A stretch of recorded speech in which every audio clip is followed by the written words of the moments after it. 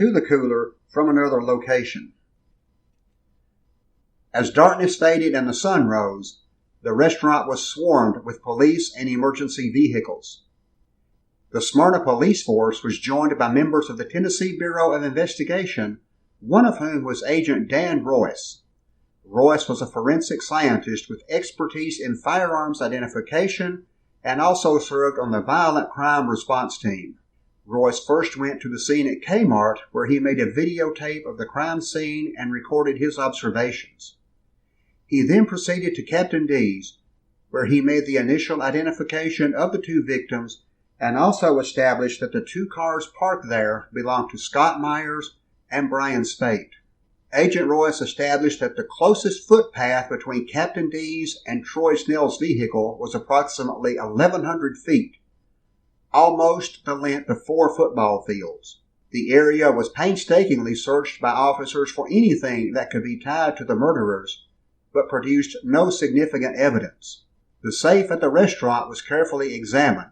The safe was locked and there were 2 bags of money inside, one containing $700 and the second having $787 and change. As the day went on, the police agencies poured every resource into the crime scene, scouring for even the smallest of clues. But there was nothing that would eventually lead directly to the killer or killers. There were no fingerprints that would be connected, and truth be known, the fingerprints of half the population of Smyrna could have been found at some place in the restaurant. There was no DNA, no shoe prints. There were no video cameras at the restaurant, and therefore no pictures of anyone. Detectives, TBI agents, and representatives spent the day on Wednesday, July 12th, gathering videotapes from neighboring businesses and interviewing family members and witnesses. Finally satisfied that there was nothing more that can be learned from the crime scene, the bodies of Myers and Spate were removed from the restaurant just before 8 o'clock that evening. Autopsies were scheduled for the victims and were completed by noon the next day. Roadblocks were conducted on Wednesday night about closing time, hoping someone driving by at about the time of the murders had seen something. Based on information gathered from the roadblocks and leads pouring into the department, about 100 separate interviews were scheduled. On the evening of July 12th, Lieutenant Spearman and TBI agent Bob Schlafly went to the Imperial Gardens Apartments, a low-income housing facility located almost directly across the highway and railroad tracks from Captain D's. The officers went to the apartments to speak with Tiffany Taylor, who had worked at the restaurant.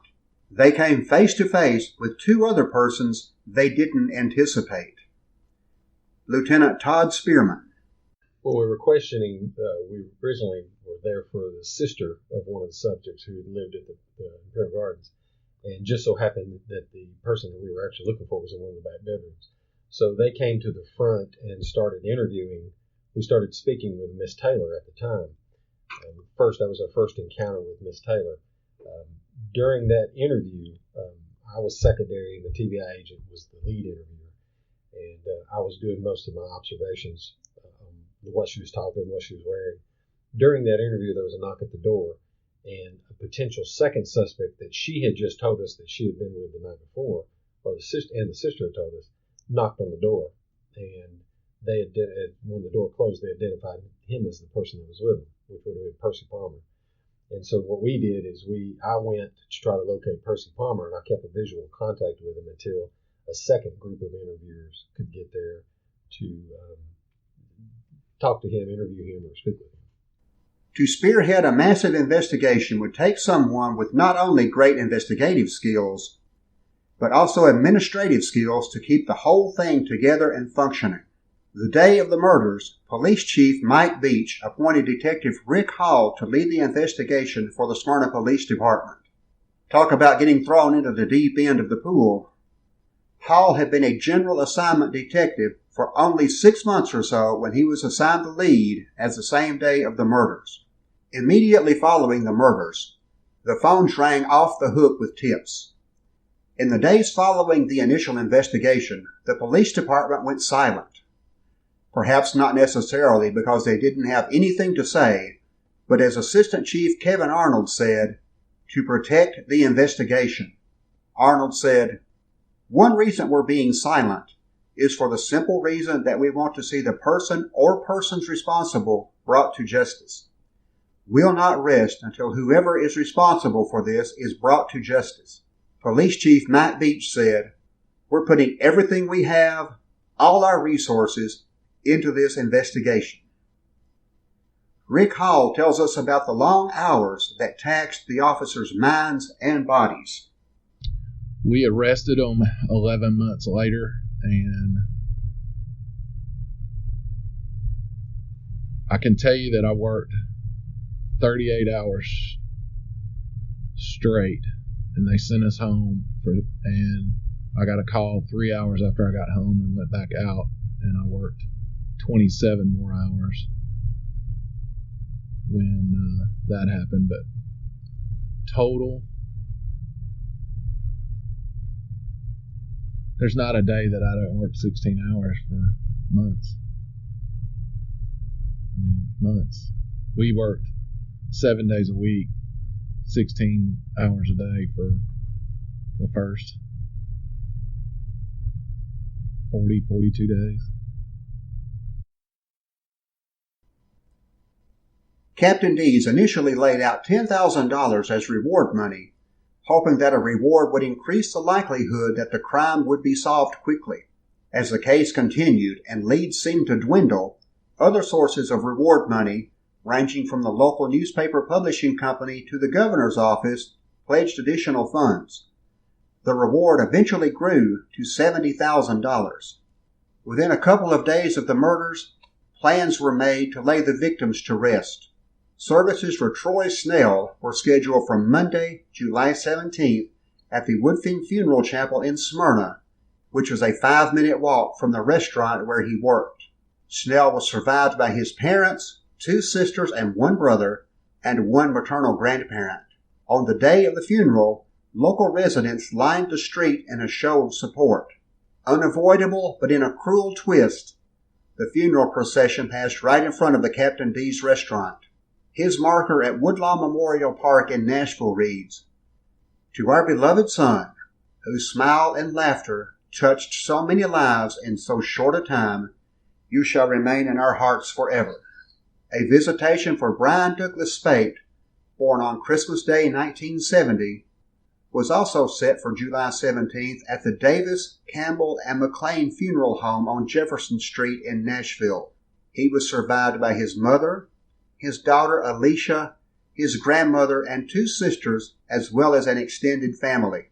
Following his memorial service, his remains were transported to Washington, D.C., and interred in Fort Lincoln Cemetery. Services for Scott Myers were July 17th at the Church of the Resurrection in Memphis. He was survived by his wife Julie, who he married in November 1984, and their 3 daughters. He was buried in the St. Mary's Cemetery in Rock Island County, Illinois.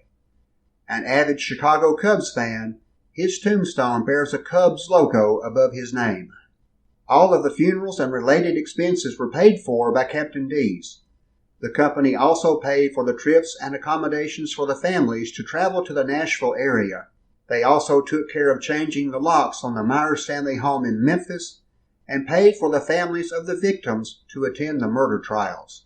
As the investigation continued, the law enforcement agencies continued to work around the clock.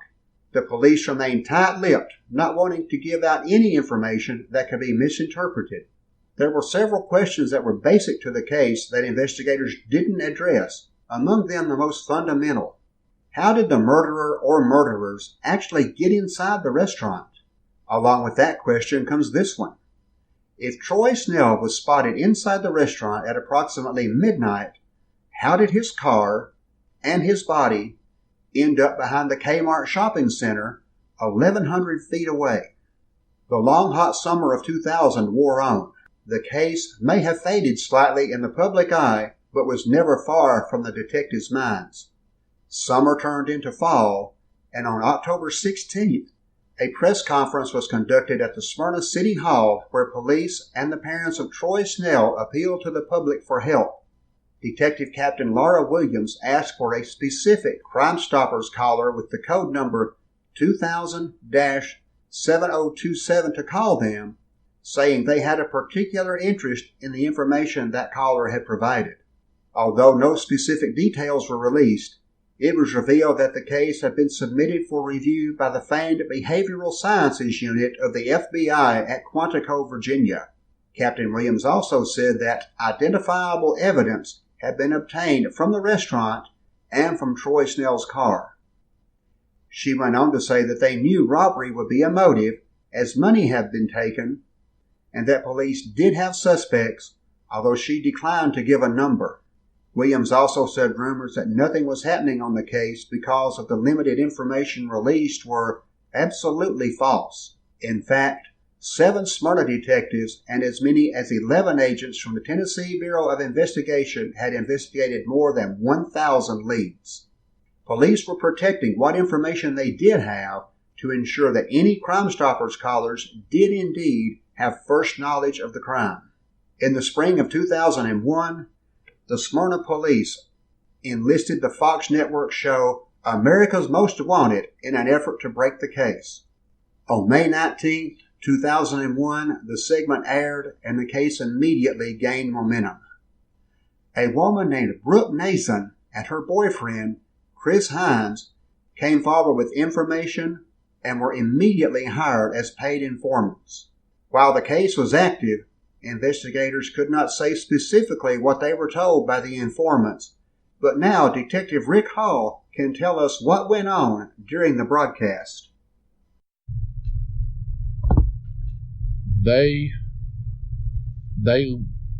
watched the show with her, and she had bragged a little bit about it beforehand, but when she watched the show, she said, no, that's not how it happened.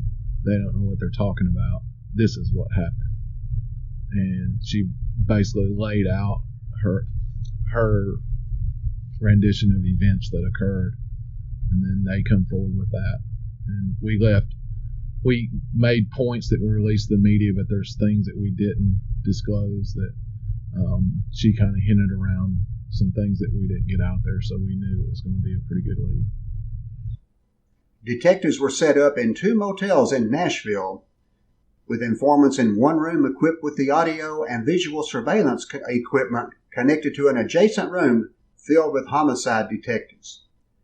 They were first quartered at the Pear Tree Inn off Harding Road from July 5th through July the 8th, 2001, and again on July 12th and 13th and July 17th through the 19th at the Ramada Inn in Bell Road in Nashville. Extensive recordings, both audio and video, were made on those dates. Once the rooms were set and the informants settled, they invited a Smyrna resident, LaTanya Taylor, to come over to the room. LaTanya Taylor had plenty to say about the Captain D's murders and the man who was with her that night, Percy Palmer. In one of the taped sessions, Taylor first claimed she had nothing to do with the Captain D's murders, but then admits she had, quote, something to do with it, unquote. She stated that she had disposed of her gun at a pawn shop. She later spoke of the event as something that rides your conscience. She said she did not want to talk about it and said, and it makes you feel bad because there you are, feeling guilty about 3 dead people. Taylor also said, it ain't no big deal, because I'll get a lesser sentence than the ones who really killed them. She said she told Palmer that an individual who worked at Captain D's owed her money for drugs. She stated that they went to the restaurant where she showed her face and they were admitted into the facility. She said she went outside to wait on Palmer and heard the shots and went back inside and saw the victims and Palmer talking to Troy Snell. Palmer put the bodies into the cooler and robbed the victims and the restaurant safe. It was then that Snell ran out the back door with Palmer in pursuit. She went to the gas station and then heard another gunshot. She started walking back to the Imperial Gardens apartments when Palmer caught up with her. She received part of the robbery proceeds from Palmer. In another recorded session, she said Troy Snell got his brains blown out in his car. This time, she claimed to have already been over the railroad tracks by the time of Snell's murder. After discussing the money she received, she acknowledged that she was an accessory to triple murder.